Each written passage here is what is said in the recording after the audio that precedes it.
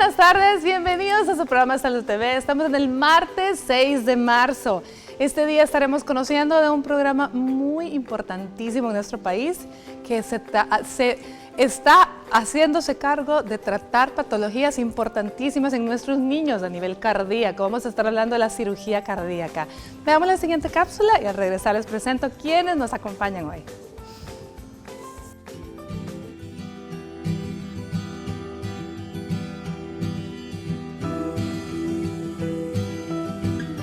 En los niños pueden presentarse muchos tipos de defectos cardíacos. Algunos son menores y otros son más serios, que pueden ocurrir dentro del corazón o en los vasos sanguíneos grandes por fuera de este. Algunos pueden necesitar cirugía inmediatamente después que el bebé nace. En otros casos es necesario esperar meses o años sin problema hasta que lo operen. La cardiocirugía pediátrica es necesaria para el bienestar del niño. Dependiendo del caso, un procedimiento puede ser suficiente para reparar las anomalías. Sin embargo, existen situaciones en las que se necesita una serie de intervenciones para hacerlo. Las principales técnicas que se utilizan para reparar el corazón del niño son por medio de una incisión sobre el esternón. También se usan tubos para redireccionar la sangre a través de una bomba especial llamada sistema de circulación extracorporal, lo que permite que el cirujano repare el órgano mientras la sangre sigue bombeando el resto del cuerpo. Además, para algunas reparaciones de defectos cardíacos, la incisión se hace en el lado del tórax, entre las costillas, a lo que se denomina cirugía de corazón cerrado, que se hace utilizando instrumentos especiales y una cámara. Para conocer más sobre la cirugía cardíaca en niños, quédese en sintonía de su programa Salud TV. Nuestros especialistas estarán hablando de este interesante tema. Acompáñenos.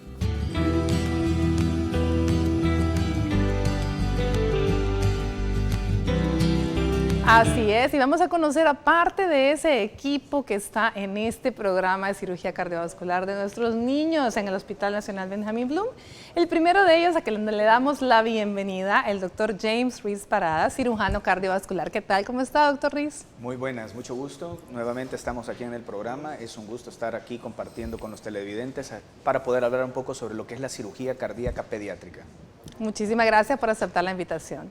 También le damos la bienvenida a nuestro querido amigo y colega, amigo de años, el doctor Luis José Guzmán, quien es intensivista pediatra. ¿Qué tal? ¿Cómo estamos? Muy bien, muchas gracias. Muy buenas tardes. Es un placer estar nuevamente aquí en el programa con todos ustedes, acompañado de estos colegas y amigos que son grandiosos, en espera de que pueda servir este programa para hablar un poco acerca de los niños que sufren de problemas cardíacos congénitos o adquiridos. Muchísimas gracias, Luis José, por estar acá también. Y por supuesto, le damos la bienvenida al doctor Jorge Manuel Guevara, quien es cardiólogo pediatra intervencionista. ¿Qué tal? ¿Cómo estamos, doctor? Muy bien, gracias por haber invitado al programa. Muy feliz de estar aquí con ustedes y con todas las personas que nos acompañan desde su casita y con mis colegas para hablar del problema del corazón de nuestros chiquitos. Bueno, muchísimas gracias a ustedes. De nadie es, o sea, de todos es conocido que de pronto escuchamos que hay jornada de cirugía en el Hospital Nacional de Niños Benjamín Bloom, cirugía de diferentes tipos, y hemos escuchado a veces por labio y paladar hendido, y también hemos escuchado cirugía cardiovascular, pero yo quiero conocer más de mano de ustedes realmente cómo nace este programa, quiénes lo conforman. Hablemos un poco, Luis José, de ellos, cuéntanos un poco.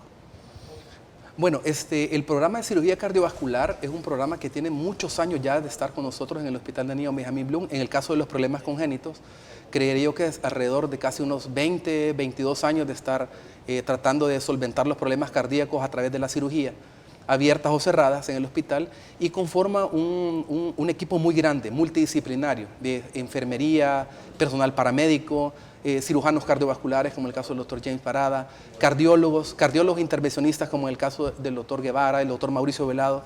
Tenemos también grandes cirujanos cardiovasculares, en el caso de la jefatura, el doctor Martínez Arias.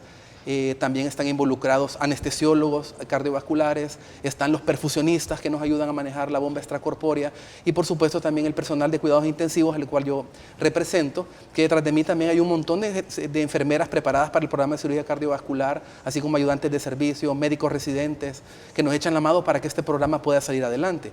Este programa es bien complejo, es un programa muy caro. que está dirigido a una población pues, muy susceptible. El niño que sufre de problemas cardíacos es un niño que puede tener, aparte de sus problemas, comorbilidades, problemas renales, problemas neurológicos, desnutrición, que es lo que más los afecta a los chicos, y eso hace que ellos puedan ser susceptibles a sufrir diferentes enfermedades. En el caso de El Salvador, mucha enfermedad infecciosa, neumonías en su gran mayoría, problemas diarreicos. Y entonces esto hace que es un problema serio de una magnitud que se nos sale de las manos.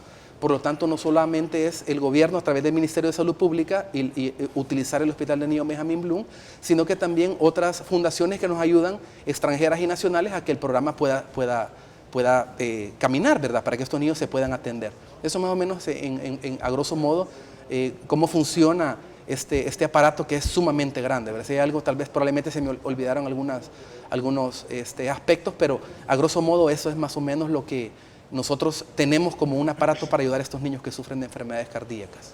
Excelente, Luis José, pero me gusta saber, y yo creo que es bien importante que la gente sepa que este es un programa que está disponible todo el año y que es personal nuestro, ¿cierto? Sí, sí. Este programa funciona los 365 días del año. Capturamos pacientes, ¿verdad? O sea, los pacientes que llegan desde las unidades de salud, de las clínicas privadas, porque al hacer este programa es demasiado caro hacer una cirugía de corazón abierto desde el punto de vista en la medicina privada, en los hospitales privados. Entonces, mucha gente que no tiene la capacidad, o aún teniendo la capacidad económica, se puede favorecer de una cirugía, de una reparación quirúrgica, bueno, sea paliativa o curativa, en este programa de cirugía cardiovascular que se encuentra en el Hospital de Niños Benjamín Bloom. Capturamos pacientes, como les decía, desde la unidad de salud más lejana que puede haber en el país, como la consulta externa del Hospital de Niños Benjamín Bloom, como también de la consulta que venga del área privada. Y así tenemos una diversidad de pacientes de cualquier estado socioeconómico o de cualquier creencia religiosa, y es manejado por personal salvadoreño. En algunas oportunidades nos ayudan con algunas jornadas internacionales, pero el personal que elabora el 80% de los casos es personal salvadoreño. Eso es importante que lo sepamos, que nuestra gente lo conozca, porque muchas veces pensamos que solamente es el médico extranjero el que está capacitado, el que viene a jornada de pronto a hacer este tipo de cirugías, pero no, este programa cuenta con médicos completamente nuestros, con un equipo preparadísimo para ello, y que aunque fuera en un hospital privado probablemente no tendrían la misma capacidad de solventarlo como tienen en el hospital, ¿sí? Sí, o sea, el hecho de hacer una cirugía de un solo órgano involucra un montón de especialidades: neurólogos, cardiólogos, gastroenterólogos, anestesiólogos, por supuesto los cirujanos que están involucradísimos, ellos son el alma del programa, intensivistas, cardiólogos intensivistas. Entonces es un aparato que no puede estar en un hospital privado como tal, porque si el niño necesita un eco, o el niño necesita una tomografía, una resonancia magnética, una valoración hemodinámica, pues a veces los hospitales no cuentan con todo este aparato que sí se cuenta en el Hospital de Niños Benjamín Bloom, a pesar de que también nos faltan algunas herramientas, y es por eso también que estamos aquí ahora en el programa, porque nos faltan insumos médicos y aparatos que nos podrían ayudar a mejorar la atención que ya estamos dando, ¿verdad? Porque tenemos hasta cierto punto, podemos ayudar a un paciente, hasta cierta complejidad, pero si nosotros tuviéramos otro tipo de aparatos en el hospital, pudiéramos incrementar la oportunidad de aquellos pacientes que no les podemos ofrecer algún tipo de cirugía correctiva, sino que solo paliativas. Muy bien, muy interesante. Bueno, hablemos un poquito, Jorge Manuel, ¿cuáles son las patologías que necesitan cirugía y en qué momento se diagnostican? Es una pregunta muy interesante, y hablábamos con el doctor antes de venir de que para empezar tenemos que tener en mente que es algo más común de lo que toda la gente piensa. Esto es lo primero que yo siempre digo en todos lados donde voy, es más común de lo que la gente piensa. Más o menos estamos hablando que 60 veces más frecuente que el cáncer infantil, que la leucemia y todas estas cosas, y casi 100 veces más frecuente que los problemas gastrointestinales graves. Entonces, hay patologías que se pueden detectar desde el control fetal en la pancita de la mami. Y hay algunas que vamos a tener que esperar cierto tiempo para darnos cuenta que existen.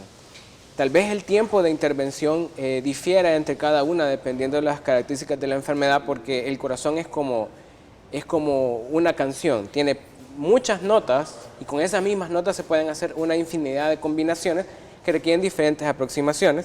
Y asimismo van a tener otras enfermedades a la par, como síndromes, especialmente la trisomía 21, alteraciones gastrointestinales, neumológicas y todo.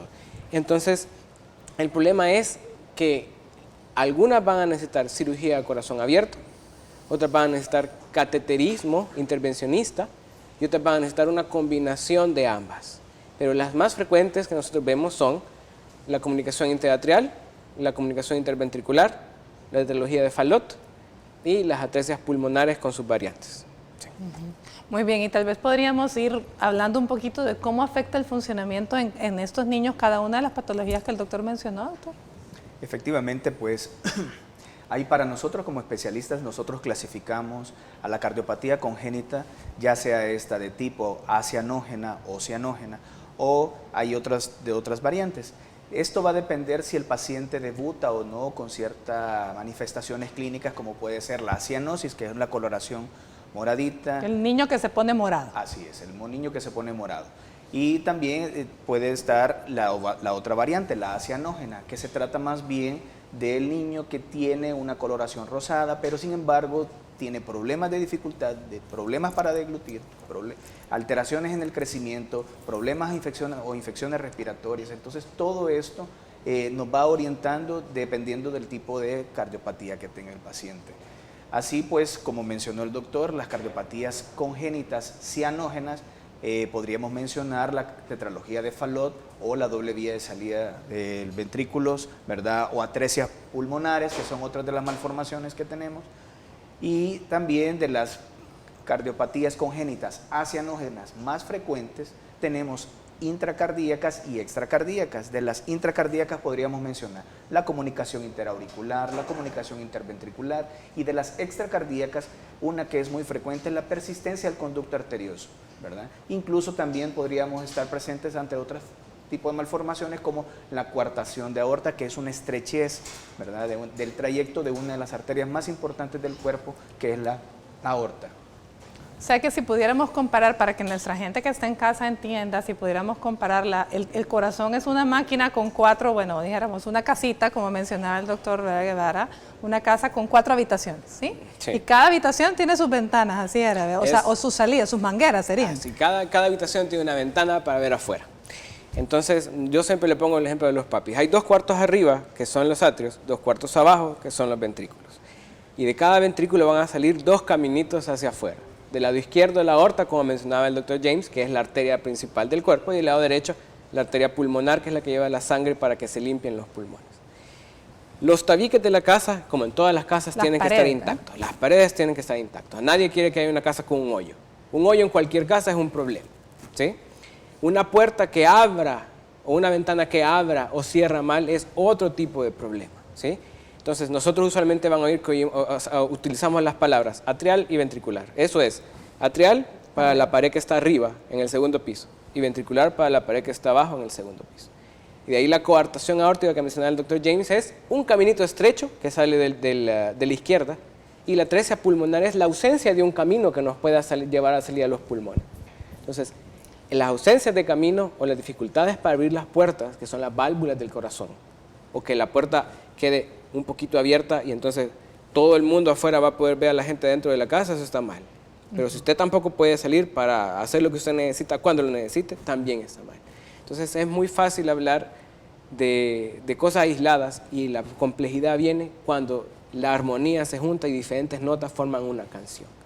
Entonces para eso es que necesitamos un grupo de especialistas amplio, como decía el doctor Guzmán, para que podamos entender las diferentes partes de la canción que están tocando al unísono, formando una sinfonía más amplia. Y esa sinfonía puede estar definitivamente, sería toda, ¿qué? Desentonada. Toda completamente desentonada. Toda desentonada, sí. Y es cuando estamos viendo que es un problema ya a nivel funcional. Bueno, vamos a escuchar el avance de TN21 con Astrid Ábalos y volvemos con más de Salud TV y el tema de hoy.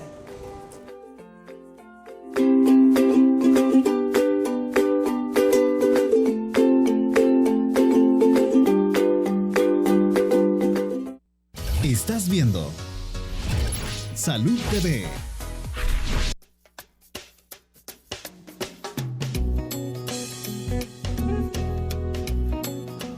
Las grasas nos afectan a ellos bastante. Sí, y digo yo que sería que ya una persona que ya padece, que es obesa, ya viene. De los niños, malformaciones cuando están en gestación, ¿verdad? El ácido fólico, que es algo muy, muy elemental, ¿verdad? Y deficiencias en la alimentación de la madre. Creo que si son problemas congénitos, que ellos ya vienen. Bueno, una fiebre, digamos, una fiebre fuerte, ¿verdad? Usted sabe que a veces cuando tal vez ellos les da calentura, ¿verdad? Una calentura por un picado de zancudo, ¿verdad? O digamos por una enfermedad así que tal vez ellos traen ya desde pequeños. Yo pienso que es la alimentación, porque le dan mucha comida chatarra. Y entonces, para mí, honestamente, tiene que ser comida saludable.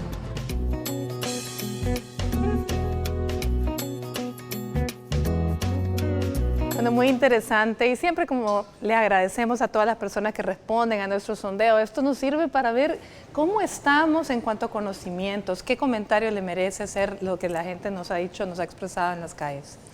La mayor parte de las personas que hemos visto mencionan algo importante, que es que lo traen desde adentro, desde la concepción, ¿verdad? La mayor parte, si no es que casi el 90% de las enfermedades que vemos actualmente en estos días, vienen desde la gestación. Pero miren qué bonito, porque el corazón es el primer órgano que funciona casi completamente desde el segundo o tercer día desde que el espermatozoide y el óvulo se juntan.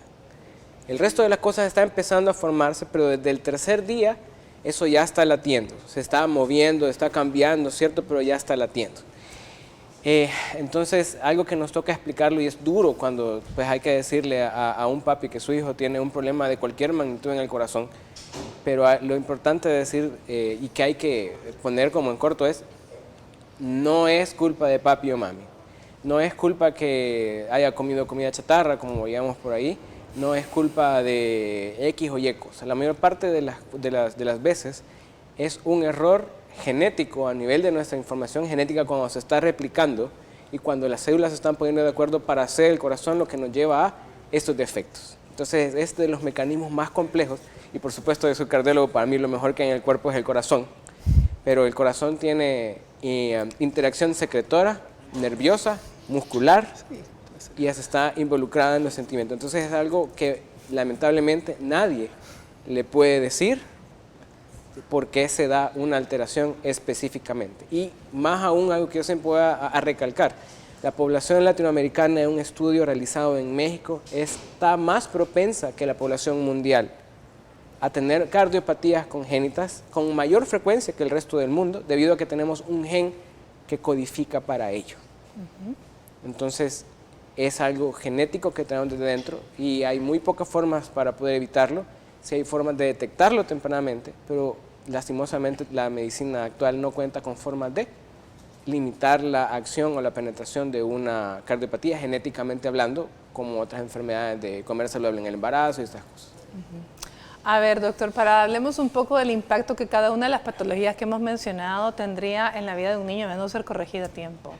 Bueno, es bien cierto de que si la cardiopatía congénita no es corregida, puede traer consecuencias de morbilidad, es decir, muchas enfermedades asociadas o mortalidad. Si comenzamos con las morbilidades, las cardiopatías congénitas nos pueden traer muchos problemas respiratorios, que es generalmente la primera o de las manifestaciones con las cuales podríamos empezar sospechando de que hay algún tipo de problema a nivel cardíaco. Otra de los problemas con los que nos podemos presentar es poca ganancia de peso o de crecimiento en los niños o en las niñas. Esto es también porque el corazón con la malformación puede llevarnos a una hiperdemanda de consumo que no va a permitir que el niño que adolece de este tipo de malformación obtenga una ganancia de peso. Y tiene un nombre esto, ¿verdad? Tiene un nombre. Y ¿qué pasa con las cardiopatías que no son operadas en su momento oportuno? Pues yo trabajo en el Hospital Rosales y a mí me toca operar. Casi el 50% de las cirugías de corazón que nosotros realizamos son pacientes con malformaciones congénitas, ¿Qué quiere decir esto? Pues que el sistema de salud de nuestro país está sobresaturado desde la infancia y que no da abasto para poder suplir y corregir estas cardiopatías desde un principio, y llegan a etapas adultas, ¿verdad? Y llegan a nuestras manos, al Hospital Rosales, y es donde ahí nosotros realizamos este tipo de cirugías. Ahora bien, no todas las cirugías son tan permisivas y dejan que el paciente llegue a etapas adultas. Hay otras que son malformaciones graves, que desde pequeño deben de ser corregidos incluso desde el nacimiento o al menos en el primer mes de nacido. Pero hay otras que son más permisivas y que permiten, como les digo, llegar a etapas adultas, como por ejemplo la comunicación interauricular, la comunicación interventricular, la persistencia del conducto arterioso, ciertas coartaciones, que son patologías que permiten. Si estas no son corregidas, estas nos pueden llevar a una disfunción importante a nivel pulmonar, si hablamos de las cardiopatías como la comunicación interauricular o como la comunicación interventricular. ¿Qué nos va a provocar esto? Hipertensión pulmonar como consecuencia. ¿Y esto qué quiere decir? Que el flujo de sangre que llega hacia los pulmones es tanto por ese cortocircuito que se genera en esos defectos intracardíacos que empieza a aumentar el crecimiento de una de las capas de las arterias, y eso aumenta el tono vascular y condiciona hipertensión pulmonar. El paciente empieza a tener deterioro en su clase funcional y empieza también a manifestarse retrógradamente, a afectar el corazón, y entonces se van a combinar las dos patologías. Llega un momento en que nosotros a los pacientes tenemos que decirles: señor o señora, usted ya no es candidato a una cirugía, porque existiría más riesgo de operarla si se corrige. Entonces, estas malformaciones por eso son bien importantes que sean detectadas en la etapa de la niñez y que sean corregidas en el momento oportuno, es decir, en la infancia. Muy bien, doctor Parada. Fíjese que tenemos mucha gente que nos está viendo en casa que tienen niños pequeños, niños o incluso ya son adolescentes o adultos, que a lo mejor no sabemos si puede tener alguna patología de estas, de las cuales, como usted menciona, pueden ser permisivas y han dejado que estos niños lleguen a mayor edad. ¿Qué signos o síntomas de alarma podríamos tener para estos padres en aquello que te haga pensar: ¿será que puede tener algo en el corazón y que valdría la pena que lo revisen, doctor? No sé. Los síntomas a nivel, por ejemplo, de una comunicación interatrial que es muy permisiva, y son de las patologías que llegan, casi 75% de ellas puede llegar a la edad adulta sin notarse. Lo que el adulto o el adolescente siente son palpitaciones, disminución de su clase funcional con respecto a sus pares, es decir, que los compañeritos de octavo, noveno, primer año, segundo año de bachillerato corren y él no tiene la misma resistencia física. Una historia de neumonías o hospitalizaciones frecuentes debido a problemas respiratorios a partir de los 6 o 8 años. Es que este niño estaba ingresado 6 veces por neumonía, doctor. Entonces puede que no exista un soplo, pero puede que haya una comunicación interatrial de moderada a severa que nos ha estado llevando esto, y nada más se le acusa es asma, es bronquitis, es alergia. Y ya cuando llegamos adultos, como dice el doctor James Parada, nos damos cuenta de que es una comunicación interatrial amplia.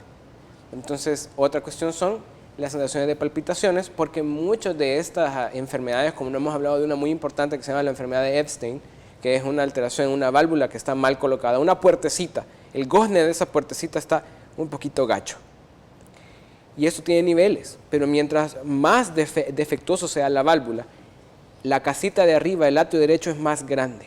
Y mientras más grande, los cables eléctricos que no se miran, entonces se tensionan o se deforman. Y entonces esta gente debuta usualmente en la adolescencia, no con soplo, no con cianosis, sino con una cosa que se llama Wolff-Parkinson-White, que es una taquicardia. El corazón va demasiado rápido de repente. Entonces, le genera dolor, eso genera dolor, sensación de debilidad. Usualmente lo veo en mis adolescentes, y ya tengo 2, que el síntoma principal me lo han llamado por desmayos. Desmayos. Que el adolescente, es que la regañamos, doctor, no la dejamos salir con el novio, el desmayo. Entonces, no, lo que pasa es que está exagerando. Y entonces, cuando nos ponemos a estudiarla, como es un programa de estudio, es un algoritmo, o sea, ya está hecho lo que vamos a hacer por desmayos a cierta edad. Entonces le tomamos un electrocardiograma, vemos algunas alteraciones, hacemos el eco y tiene una enfermedad de Epstein. Okay. que En hay el que- electrocardiograma puede dar luces. El electrocardiograma puede Pensando dar en lo luces. mínimo, ¿verdad? Que tendría en un caso un adolescente o un niño con esta sintomatología, lo mínimo que debería tomársele. Sí, el electrocardiograma puede tener algunas cuestiones clave, pero como yo siempre le explico a mis pacientes, son dos cosas separadas.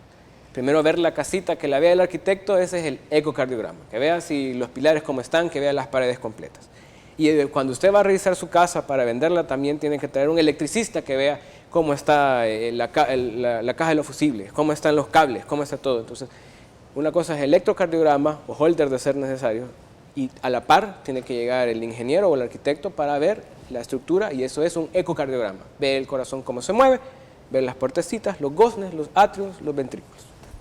Muy bien. Bueno, hablemos un poco de las cirugías que se realizan, Luis José. Bueno, lo primero, tal vez lo más sencillo para poder detectar, como hablaban aquí mis colegas, es el examen físico por parte de un especialista, en este caso un pediatra, o si no hay pediatra, pues con un médico familiar. Porque en el examen físico podemos detectar nosotros algunas variantes que nos hacen sospechar, antes de que el paciente pueda presentar una arritmia, una palpitación, presión arterial, escuchar el corazón, cómo están los pulsos periféricos, y así nosotros podemos tener una idea si está bien el corazón o no. Y como qué muy bien importante mencionas tomar la presión, porque tomar ya hemos la presión hablado mucho que a arterial. los niños a veces no se les toma la presión. No se les toma la presión porque uno pensaría, ¿verdad? Fuera de yo quitándome mi vestidura de médico pediatra, que creemos que el niño no puede sufrir problemas de presión arterial. Claro que puede sufrir problemas de presión arterial.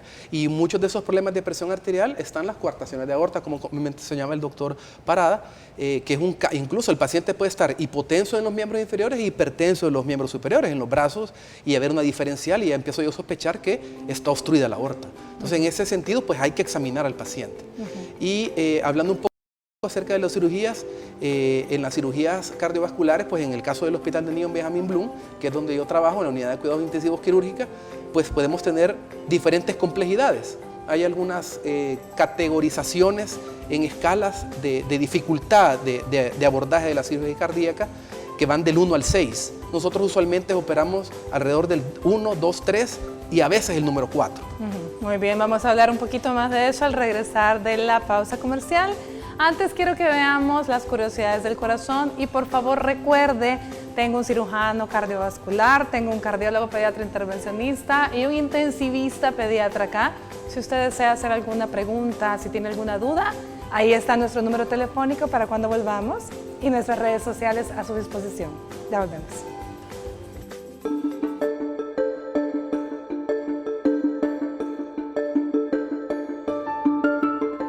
Este día te presentamos datos curiosos sobre el corazón. ¿Te has preguntado desde qué momento este increíble músculo comienza a latir? Lo hace desde la 4ª semana de gestación, unas 160 veces por minuto.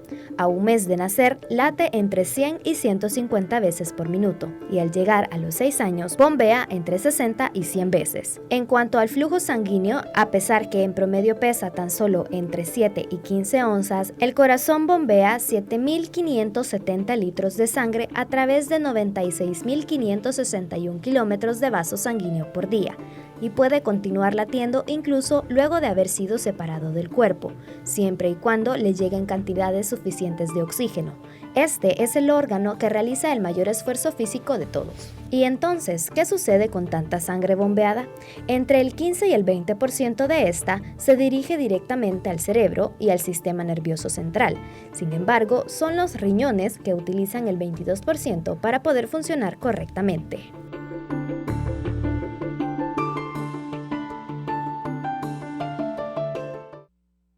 Estás viendo Salud TV.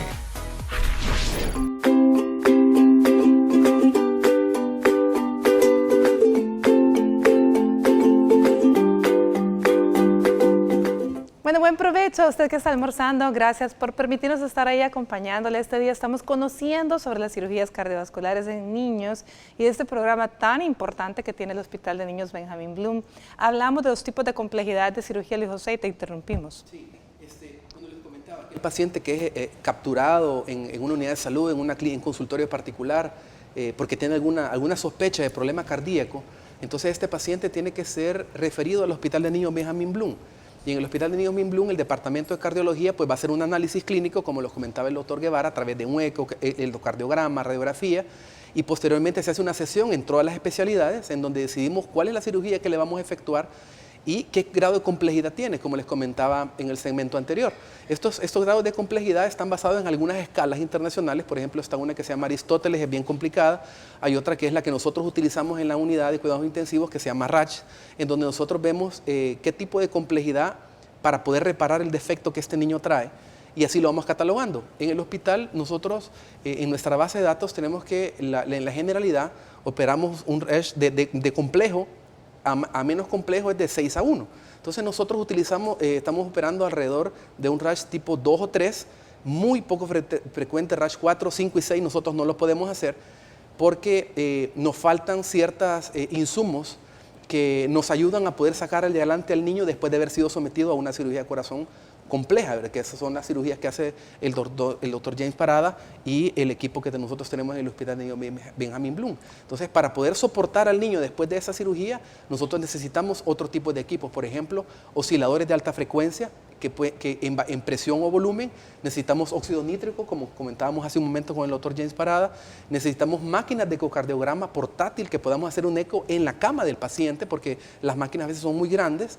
Claro, son más baratas, pero están en el consultorio, pero yo necesito una que se pueda transportar incluso hasta la sala de operaciones cuando el doctor termina de reparar el corazón y antes de sacarlo de una máquina que se llama bypass o circulación extracorpórea, él puede ver a través del cardiólogo con una ecocardiografía transesofágica si la reparación que el doctor ha hecho ha sido efectiva o no.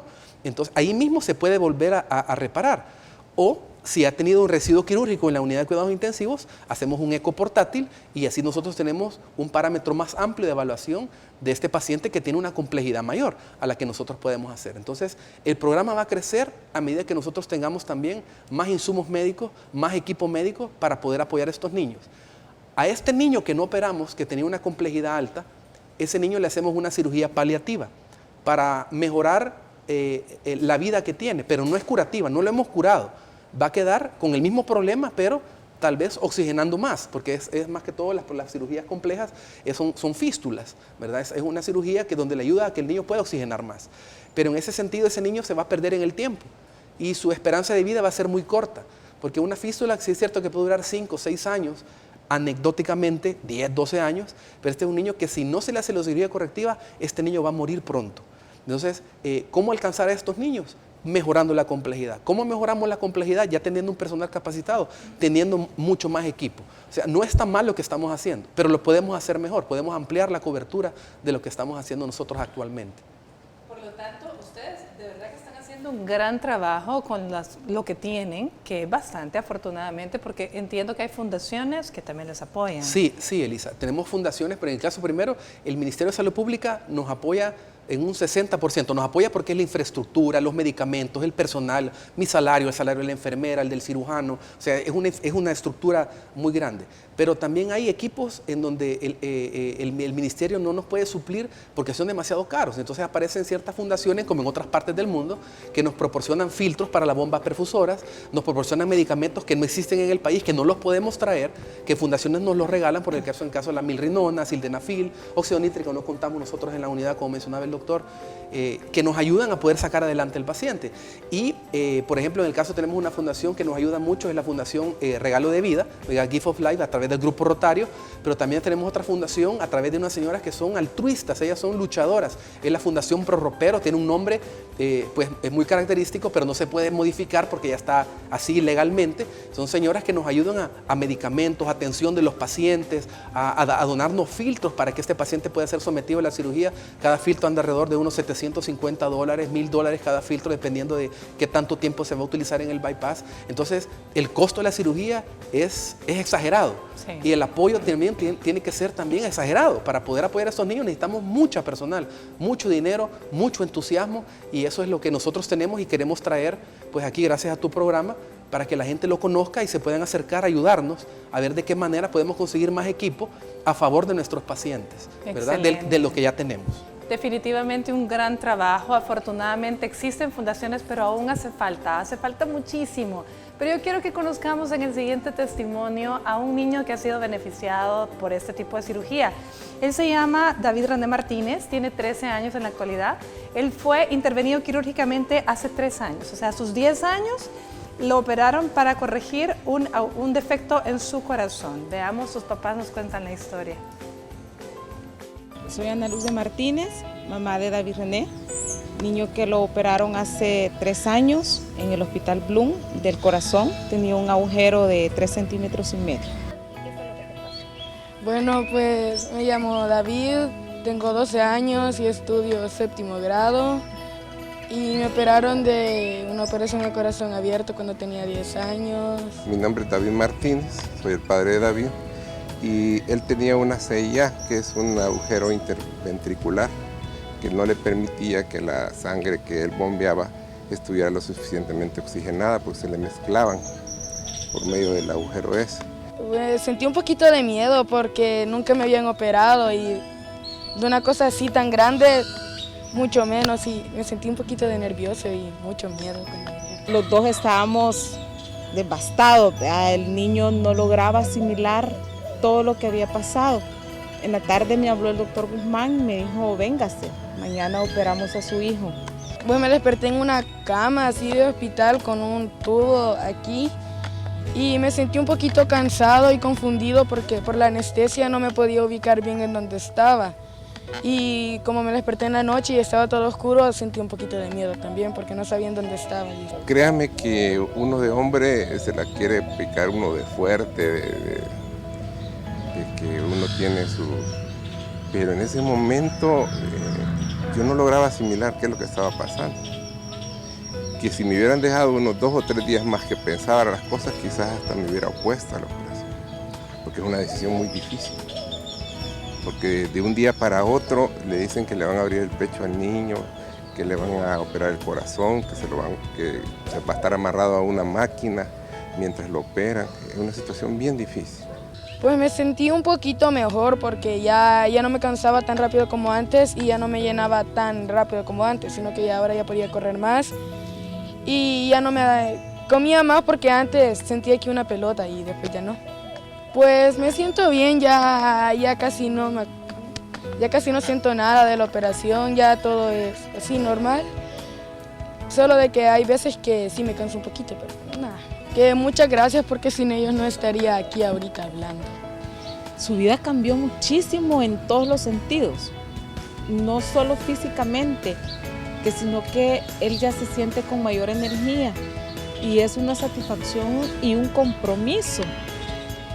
Y verlo a él correr y hacer todo lo que a él le gusta, desarrollarse, que es un magnífico hermano, es un hijo excelente, es un ser humano extraordinario. Eso vale la pena, todo sacrificio, las 4 noches que dormimos en el suelo, en el Bloom, las aguantadas de hambre, la angustia de las abuelas de que su niño estaba ahí adentro, pero ver la fortaleza con la que él estaba y la entereza que él tenía y tiene hasta el momento y lo orgulloso que él se siente de su operación, porque él nunca se la tapa, él va a la playa, va a una piscina y él no se la tapa. Él la muestra con orgullo como una raya más del tigre, ¿verdad? O sea, miren, me operaron y aquí estoy. Realmente los mueve es el dolor ajeno de ver a tantos niños que sufren. Y cuando solo tenemos que pedir la ayuda ahí está. Tenemos que ser consecuentes con el dolor de nuestros hijos y sobre todo cuidarlos, porque estar pendientes de todos los síntomas. Hoy hay tanta enfermedad que se puede prevenir, hay tanta enfermedad que se puede curar, pero estar atento a los síntomas, porque a veces por un descuido, por falta de atención, los niños mueren.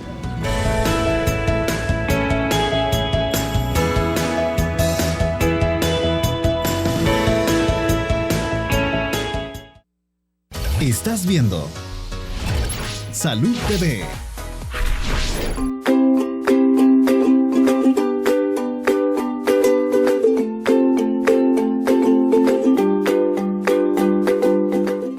Continuamos con nuestro programa. Fíjense qué bonito testimonio escuchar a David, verlo mostrar orgulloso esa cicatriz, esa raya para el tigre, como decía la mamá. Definitivamente, qué bonito. Hablemos un poco de la recuperación, de la importante de entrar en ese riesgo a pesar del miedo que pueden tener los padres, doctor Parada. Muy bien, y qué bueno que me dan esta oportunidad. Efectivamente, en la cirugía de corazón, mucha gente es muy escéptica, incluso tiene muchas dudas al respecto. La cirugía de corazón es una cirugía muy bonancible cuando se hace y se indica de la manera correcta y permite, como en este paciente, tener una adecuada y una recuperación fabulosa, de tal manera que el niño va a tener un crecimiento y un desarrollo sin ningún problema. Pero también tiene que comprender que la cirugía cardíaca también tiene su riesgo, y es un riesgo con un margen de error bien estrecho, en donde si nosotros salimos de ese margen de error podemos caer en el problema de que el paciente no pueda salir adelante. Sin embargo, vale la pena correr ese riesgo. Afortunadamente, la mayoría de las malformaciones congénitas cardíacas son del tipo que son corregibles, ¿verdad? Eso es bien importante. Hay un grupo muy pequeño, pero también bastante significativo en nuestro país, en donde las malformaciones son bastante complejas y las cirugías, por ende, se vuelven mucho más complejas. Sin embargo, los resultados, pues ustedes lo pueden ver, son bastante alentadores. Hay cirugías que efectivamente, como mencionó el doctor Guzmán, que en escala de complejidad son muy complejas para realizarlas en nuestro país, y en estos casos nosotros como cirujanos no podemos sobrealentar a la familia. Sabemos muy bien cuál podría ser el pronóstico, llevar a cabo una cirugía de ese tipo en este país. Sin embargo, podríamos realizar algún tipo de cirugía paliativa, es decir, aquella cirugía que va a mejorar la condición del paciente. Entonces, pero para ello nosotros tenemos que llegar a un consenso, a un estudio, a un acuerdo entre el equipo médico especializado junto con la familia. Pero creo que vale la pena el resultado de la cirugía cardíaca. Creo que es importante que el televidente comprenda que hay personal capacitado tanto en el Hospital Benjamín Bloom como también en otros hospitales que se realiza cirugía cardíaca, en donde se puede llevar a cabo este tipo de procedimientos. Muy bien, antes de irnos a corte quisiera lanzar una pregunta, me la responden después, tanto el doctor Parada.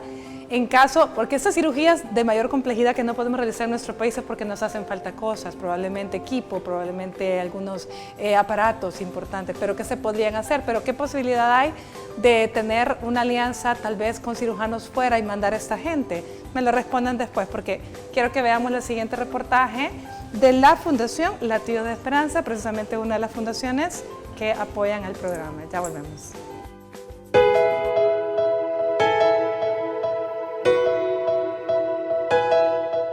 La Fundación Latidos de Esperanza nace en el año 2010 gracias al apoyo de la organización estadounidense Gift of Life International, que se enfoca en ayudar a niños que padecen defectos congénitos del corazón.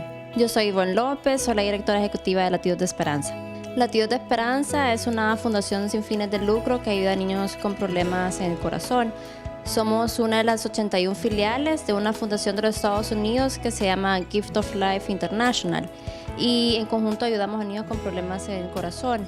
Desde el año 2010 hemos trabajado en conjunto con el Ministerio de Salud, con la administración del Hospital Bloom, con el personal médico, para fortalecer el programa de cirugía de corazón del hospital. Bueno, el objetivo principal es incrementar cada año las cirugías de corazón, y por lo tanto pues se va a reducir la lista de espera que actualmente tiene el hospital.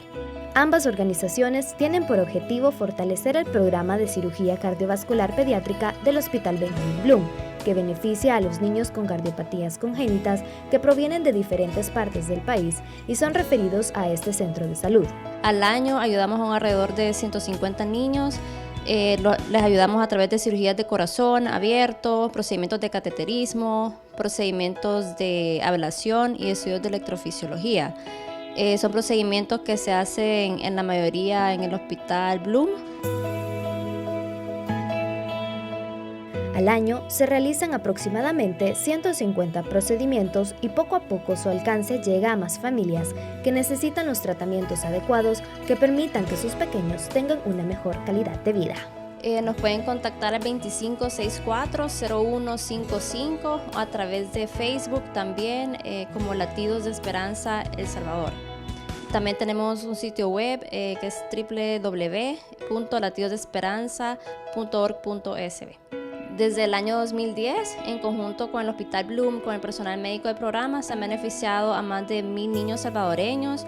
Son niños que ahora tienen la esperanza, un futuro saludable, realmente bien satisfactorio para nosotros. No solo sanar el corazón del niño, sino que también podemos ver la transformación en las familias de estos niños, familias que ahora pueden vivir en paz, tranquilos, de saber que su niño va a poder jugar, estudiar como cualquier otro niño. Y eso es lo que más nos llena a nosotros.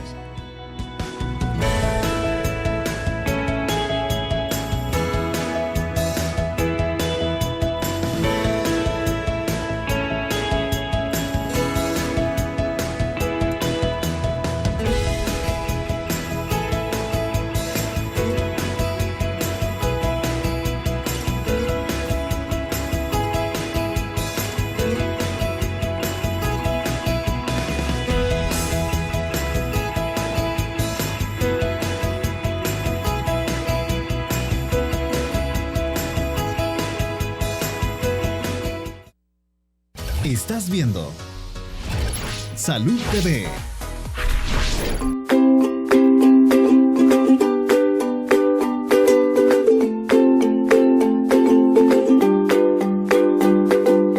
Bueno, gracias por continuar con nosotros. Ya nos va quedando poquito tiempo. Definitivamente hemos aprendido mucho de este programa. Hay mucho todavía que trabajar, pero yo quiero que pues, nuestros especialistas, primero que nada, que Jorge me responda a la pregunta que le dejé antes de irnos a corte. Si no lo podemos atender debido a la complejidad, porque nos hace falta equipo, ¿de qué forma podemos canalizarlo a otros países? ¿Existe esta posibilidad? Sí, existe en el Hospital Nacional de Benjamín Bloom, dependiendo de la enfermedad y la complejidad que tenga. Existen nexos con hospitales internacionales para poder realizar algún tipo de convenio, ¿verdad? Obviamente no, o sea, depende también de la capacidad que los restos de los hospitales internacionales tengan para atender niños, porque hay que entender que en todos los lados del mundo la atención cardíaca está en sobredemanda.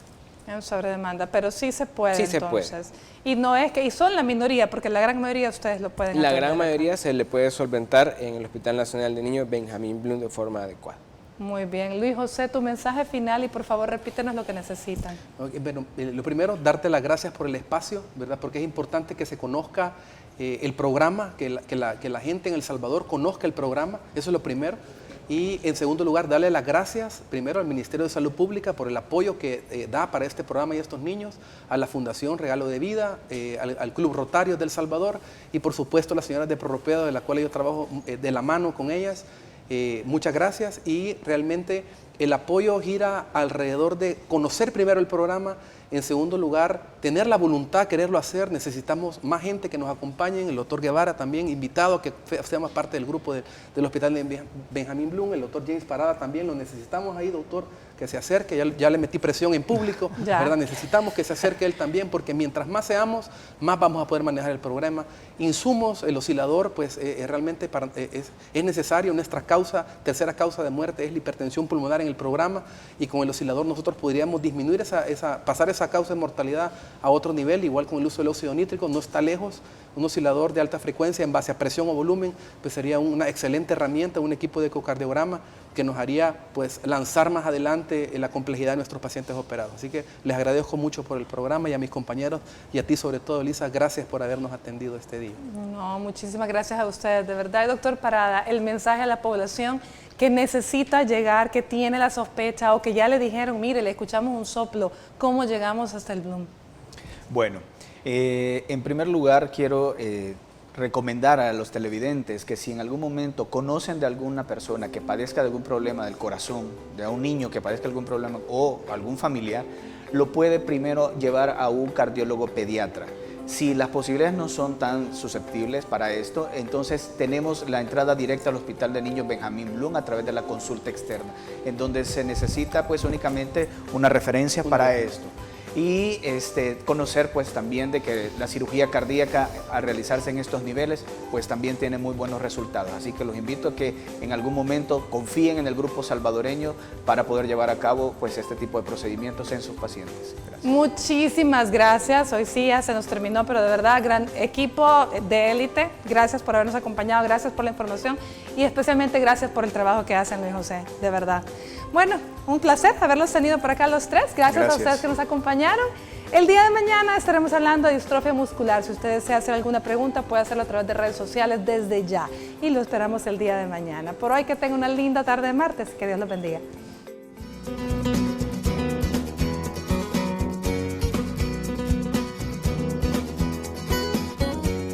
Para prevenir complicaciones después de una cardiocirugía en tu hijo, te damos las siguientes recomendaciones. Después de su procedimiento, tu niño tendrá un corte en el medio o el costado del pecho, así como otras heridas más pequeñas donde estuvieron los tubos y cables. Controla todas estas heridas todos los días y verifica que no aparezca enrojecimiento, hinchazón o dolor. Limpia las heridas correctamente, utilizando agua limpia y jabón recomendado por el médico de cabecera para evitar infecciones. No coloques crema sobre las heridas hasta que todos los puntos se hayan caído y el área se vea sana, para no retrasar la cicatrización y que ésta no tenga mal aspecto. Recuerda que ante cualquier anomalía en la recuperación de tu pequeño, debes acudir inmediatamente a un centro asistencial.